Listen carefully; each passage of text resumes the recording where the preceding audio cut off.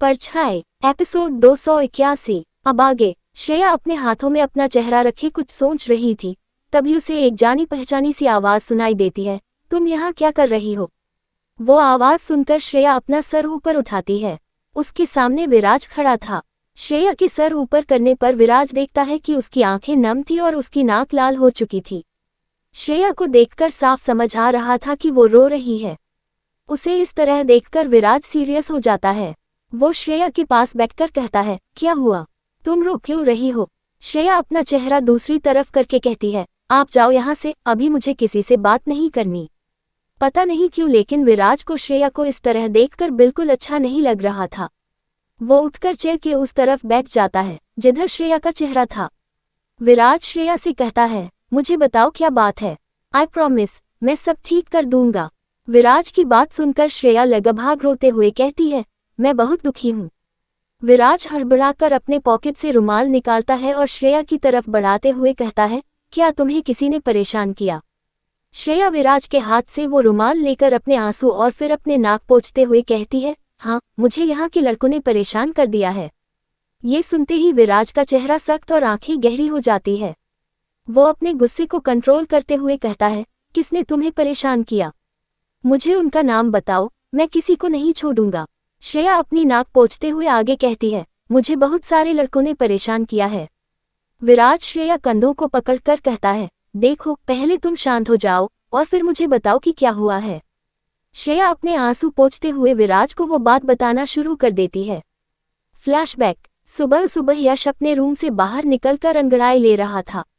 उसके चेहरे पर एक प्यारी सी स्माइल थी, जिसे देखकर साफ समझ आ रहा था कि उसे बहुत अच्छी नींद आई है। अंगड़ाई लेने के बाद यश देखता है कि उसके सामने श्रेया खड़ी थी। श्रेया के चेहरे पर एक बड़ी सी स्माइल थी। इतने वक्त तक श्रेया के साथ रहने की वजह से यश को समझ आ गया था कि श्रेया की इस स्माइल का मतलब खतरा होता है, लेकिन फिर भी यश इस बात को इग्नोर कर देता है। यश की नज़र उनसे कुछ दूर खड़ी सृष्टि पर जाती है, जो रेलिंग से टिककर खड़ी थी। सृष्टि की आंखों में एक अलग ही चमक थी। उसे देखकर ऐसा लग रहा था जैसे वो किसी एंटरटेनमेंट का वेट कर रही है। यश एक स्माइल के साथ श्रेया से कहता है, क्या हुआ? तुम सुबह सुबह यहाँ क्या कर रही हो? श्रेया उसी स्माइल के साथ कहती है, आज एक बहुत स्पेशल दिन है। यश अपना सर खुजाते हुए कुछ याद करने की कोशिश करता है। फिर वो खुश होकर कहता है, आज तुम्हारा बर्थडे है। श्रेया जोर से ना में अपना सर हिला देती है। ये देखकर सृष्टि एक डेविल स्माइल के साथ कहती है, शायद मुझे पॉपकॉर्न ले आना था। यश कंफ्यूज होकर कहता है, तो फिर क्या है? श्रेया एक्साइटेड होकर अपना हाथ यश के सामने लाकर कहती है, आज रक्षाबंधन है। श्रेया के हाथ में एक राखी थी। श्रेया के हाथ में राखी देखकर यश को जैसे सांप सूंघ जाता है। वो अपने कदम पीछे लेते हुए कहता है, ततु तुम क्या करना चाहती हो? श्रेया आगे बढ़ते हुए कहती है, मैं हर साल ऑर्फनेज के सारे बच्चों को राखी बांधती थी, लेकिन इस बार मैं उनके साथ नहीं हूं ना, तो मैं तुम्हें राखी बांधूंगी। ये देखकर सृष्टि को बहुत मजा आ रहा था। यश श्रेया से राखी नहीं बंधवाना चाहता था। वो घबराहट के साथ मुस्कुराते हुए कहता है, श्रेया, हम दोस्त हैं ना, तो फिर ये राखी क्यों? श्रेया आगे बढ़ते हुए कहती है, मैं हर साल राखी बांधती हूँ, मुझे इस साल भी बांधना है। ये कहकर श्रेया यश का हाथ पकड़ लेती है। यश खुद को श्रेया से छुड़ाने की कोशिश कर रहा था, लेकिन श्रेया यश को छोड़ने के लिए तैयार नहीं थी। यश को श्रेया की पकड़ से छूटते देख सृष्टि भी वहां आ जाती है। वो भी श्रेया की यश को राखी बांधने में मदद करने लगती है, लेकिन यश किसी तरह से खुद को बचाकर वहां से भाग जाता है। कुछ देर बाद आज ऑफिस में भगदड़ मची हुई थी। सभी श्रेया को देखकर यहाँ वहां भाग रहे थे। श्रेया अपने हाथ में राखी लिए लड़कों का पीछा कर रही थी, लेकिन कोई भी उससे राखी बंधवाने के लिए तैयार नहीं था। जिसकी भी नज़र श्रेया पर जाती, वो बस वहां से भागने लगता। तभी श्रेया की नज़र मनीष पर जाती है। श्रेया भागते हुए मनीष के पास जाती है। मनीष को श्रेया के कारनामे के बारे में कुछ नहीं पता था। किसी ने श्रेया से राखी नहीं बंधवाई थी, इसलिए श्रेया बहुत उदास लग रही थी। ये देखकर मनीष उससे कहता है, क्या हुआ श्रेया, तुम इतनी परेशान क्यों लग रही हो? श्रेया दुखी होकर कहती है, यहाँ सब बहुत बुरे हैं, कोई मेरे साथ नहीं है। श्रेया की उदासी देखकर मनीष भी थोड़ा इमोशनल हो जाता है। वो कंसर्न के साथ कहता है, क्या हुआ, तुम मुझे बताओ, मैं तुम्हारे साथ हूँ। श्रेया अपनी बड़ी बड़ी आंखों से मनीष को उम्मीद भरी नजरों से देखते हुए कहती है, सच में? मनीष एक स्माइल के साथ कहता है, हाँ बिल्कुल। ये सुनकर श्रेया के चेहरे पर फिर से स्माइल आ जाती है। वो अपने हाथ में रखी राखी को आगे करते हुए कहती है, तो फिर अपना हाथ आगे कीजिए। राखी देखकर मनीष के भी चेहरे का रंग उड़ जाता है। वो हैरान होकर कहता है, ये क्या है? श्रेया कहती है, आज रक्षाबंधन है, मुझे आपको राखी बांधनी है। अब मनीष भी परेशान हो जाता है। वो अपना रुमाल निकालकर अपने माथे का पसीना पोंछते हुए कहता है, माँ मैं बस अभी आया। श्रेया परेशान होकर कहती है, अब आप कहाँ जा रहे हो? मनीष कहता है, मैं बस वॉशरूम से आता हूँ। ये कहकर मनीष भागते हुए वॉशरूम में चला जाता है। श्रेया काफी देर तक वॉशरूम के बाहर मनीष का इंतजार करती है, लेकिन मनीष श्रेया के डर से बाहर नहीं निकलता। विराज को ये बताते हुए श्रेया प्रेजेंट में आ जाती है। उसकी आंखें अभी भी नम थी। वो शिकायत भरे अंदाज में कहती है, मेरे ऑर्फनेज के बच्चे कितने अच्छे थे।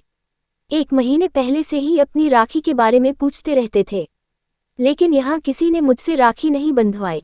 श्रेया का चेहरा रोने की वजह से अब लाल हो गया था। विराज हैरानी से श्रेया को देख रहा था। कुछ देर पहले उसके चेहरे पर जो गुस्सा था, अब गायब हो चुका था। श्रेया की शिकायत सुनकर विराज को लगा था कि लड़कों ने उसके साथ बदतमीजी की है, लेकिन श्रेया को ये शिकायत थी कि किसी ने उससे राखी नहीं बंधवाई। श्रेया इस वक्त रोते हुए बहुत फनी लग रही थी।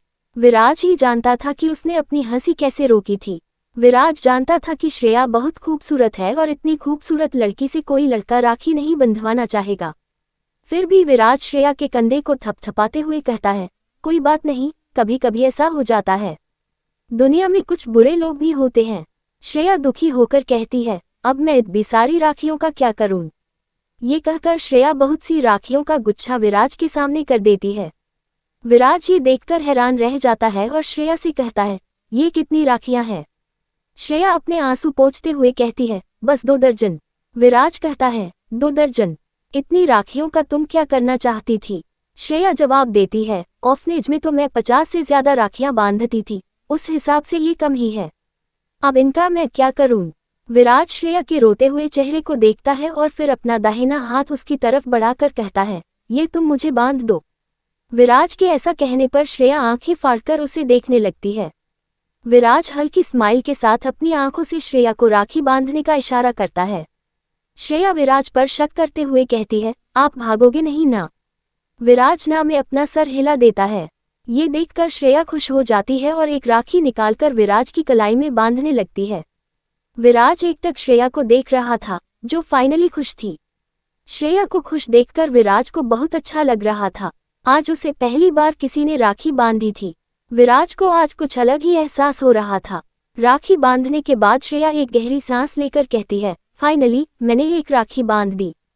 फिर श्रेया बाकी की राखियों को देखते हुए उदासी के साथ कहती है, अब इनका क्या करूं? विराज श्रेया के हाथ से सारी राखियां लेकर अपने जैकेट के पॉकेट में रखते हुए कहता है, ये मैं रख लेता हूं। श्रेया कंफ्यूज होकर कहती है, लेकिन क्यों? विराज कुछ सोचकर कहता है, तुमने मुझे पिछले कई सालों से राखी नहीं बंधी है ना, तो इसलिए। अब श्रेया की स्माइल और बड़ी हो जाती है। उसका आज का टास्क खत्म हो गया था। श्रेया की मासूमियत देखकर विराज की आंखें उससे हट ही नहीं पा रही थी। तभी उसे कुछ याद आता है। विराज श्रेया से कहता है, अमम, क्या तुम मेरी एक बात मानोगी? श्रेया कुछ सोचकर कहती है, कैसी बात? विराज श्रेया की आंखों में देखते हुए कहता है, मैं चाहता हूं कि तुम रेयांश सिंघानिया की कंपनी और उसका घर छोड़ दो। तुम मेरी कंपनी ज्वाइन कर सकती हो। तुम्हें और तुम्हारे दोस्तों को घर भी मिल जाएगा। विराज की बातें सुनकर श्रेया सोच में पड़ जाती है। पहले वो भी रेयांश के घर में नहीं रहना चाहती थी। श्रेया की आंखों के सामने फिर से उसके रेयांश के साथ सारे मोमेंट चलने लगते हैं। श्रेया नहीं जानती थी कि क्यों अब उसे रेयांश के घर से जाने का मन नहीं कर रहा था। श्रेया थोड़ा झिझकते हुए कहती है, वो हमें रेयांश सर अपने घर लेकर गए थे। जब तक वो खुद नहीं कहेंगे, मैं वहां से नहीं जा सकती। ये सुनकर विराज की आंखें छोटी हो जाती है। वो सीरियस होकर कहता है, क्या उसने तुम्हें डराया है, यह हट किया है? श्रेया फौरन कहती है, नहीं नहीं, उन्होंने मुझे कभी हट नहीं किया है। वो तो मुझे हमेशा प्रोटेक्ट करते हैं। पता है सिस्टर मेरी हमेशा कहती थी, मैं इतनी बेवकूफ हूं कि कोई भी मेरा फायदा उठा सकता है, लेकिन रेयांश सर ने ऐसा कभी नहीं किया, बल्कि मुझे तो लगता है कि मैं ही उन्हें परेशान करती रहती हूँ। विराज श्रेया के चेहरे पर अपना हाथ रखकर कहता है, तुम बेवकूफ नहीं, इनोसेंट हो। श्रेया के चेहरे पर फिर से स्माइल आ जाती है। विराज के साथ होने पर उसे हमेशा सेफ और अच्छा फील होता था। तभी श्रेया को कुछ याद आता है और वो हड़बड़ाते हुए कहती है, आप बस 2 मिनट रुकना, मैं अभी आई। ये कहकर श्रेया भागते हुए वहां से चली जाती है। विराज चेहरे पर स्माइल लिए उसे जाते देखने लगता है। कुछ देर बाद विराज के चेहरे की वो स्माइल चली जाती है और वो सीरियस होकर कहता है, मी सिंघनिया, आप 10 मिनट लेट हैं। विराज के पीछे थोड़ी दूर पर रेयांश खड़ा था, जो गुस्से से उसे देख रहा था। रेयांश गार्डन में उस वक्त पहुंचा था जब विराज ने अपना हाथ श्रेया के चेहरे पर रखा था। विराज को ऐसा करते देख रेयांश की मुट्ठी कस गई थी। विराज को उसी वक्त रेयांश की मौजूदगी का एहसास हो गया था, लेकिन वो श्रेया के साथ उस मोमेंट को स्पॉइल नहीं करना चाहता था। विराज उठकर रेयांश को देखता है और उसकी तरफ बढ़ने लगता है। रेयांश इस वक्त बहुत गुस्से में था, जिसे विराज साफ नोटिस कर पा रहा था। रेयांश अपना गुस्सा कंट्रोल करते हुए कहता है, मी दीवान, हमें यहाँ मीटिंग करने की क्या जरूरत पड़ गई। विराज चेहरे पर हल्की स्माइल लिए कहता है, एक पर्सनल डील थी, इसके लिए ऑफिस सही जगह नहीं थी। रेयांश अपनी बात पर जोर देकर कहता है, साफ साफ बताए, आप चाहते क्या हैं। विराज रेयांश की आंखों में देखते हुए एरोगेंस के साथ कहता है, श्रेया। श्रेया का नाम सुनकर रेयांश का गुस्सा हद से ज्यादा बढ़ जाता है। वो आगे बढ़कर विराज के सामने आ जाता है। रेयांश विराज को गुस्से से घूरते हुए कहता है, एक बार कह दिया है, दोबारा मत कहना। ये कहकर रेयांश वहां से जाने लगता है। सिर्फ रेयांश ही जानता था कि उसने खुद को कैसे रोका था। ऐसा नहीं था कि रेयांश विराज से डरता था, लेकिन इस वक्त वो कोई सीन क्रिएट नहीं करना चाहता था, खासकर तब जब श्रेया विराज के साथ इतनी कंफर्टेबल थी। रेयांश ने श्रेया और विराज का राखी वाला सीन नहीं देखा था। रेयांश वहां से जाने से लिए कुछ ही कदम आगे बढ़ पाया था, तभी उसे पीछे से विराज की सख्त आवाज सुनाई देती है, तुम्हारे डैडी जी.पी. अर्नव सिंह इस वक्त अपने ऑफिस में हैं। ठीक 10 मिनट बाद वो वहां से निकलेंगे। तुम्हारी मॉम मिसेस समायरा सिंह इस वक्त नीलगिरी पहाड़ी पर है। वो वहां क्या करने जाती है, हम दोनों ही जानते हैं। तुम्हारा छोटा भाई मिलिट्री ट्रेनिंग में है और आधे घंटे में रेस्ट करने अपने कैंप में जाएगा। जब विराज ने अपनी बात शुरू की थी, रेयांश के कदम रुक गए थे। वो अपनी मुट्ठी बांधे विराज की सारी बातें सुन रहा था। उसके लिए अब खुद को रोक पाना नामुमकिन होता जा रहा था। विराज जानबूझकर रेयांश को प्रोवोक करने की कोशिश कर रहा था। विराज उसे वार्निंग देते हुए आगे कहता है, अगर श्रेया को कुछ भी हुआ तो मैं क्या करूंगा तुम सोच भी नहीं सकते। अब रेयांश का गुस्सा उसके कंट्रोल से बाहर हो जाता है। वो पीछे मुड़कर विराज की तरफ बढ़ता है और अपना हाथ विराज की गर्दन की तरफ बढ़ा देता है।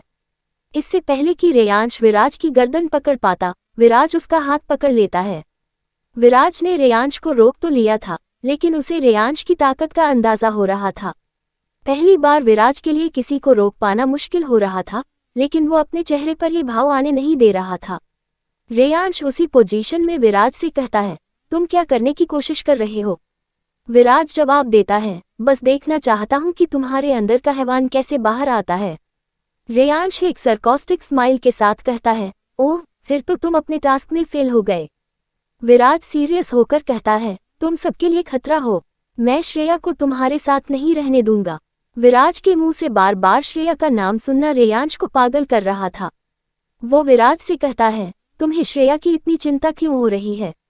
विराज जवाब देता है, इस हालत में तुम उसके लिए डेंजरस हो। रेयांश गुस्से से अपने दांत पीसते हुए कहता है, मेरी इस हालत की जिम्मेदार तुम और तुम्हारे डैड हैं। ये सुनकर विराज के चेहरे के भाव बदल जाते हैं। वो सवालिया नजरों से रेयांश को देखते हुए कहता है, क्या हुआ था उस रात। आगे की स्टोरी अगले एपिसोड में।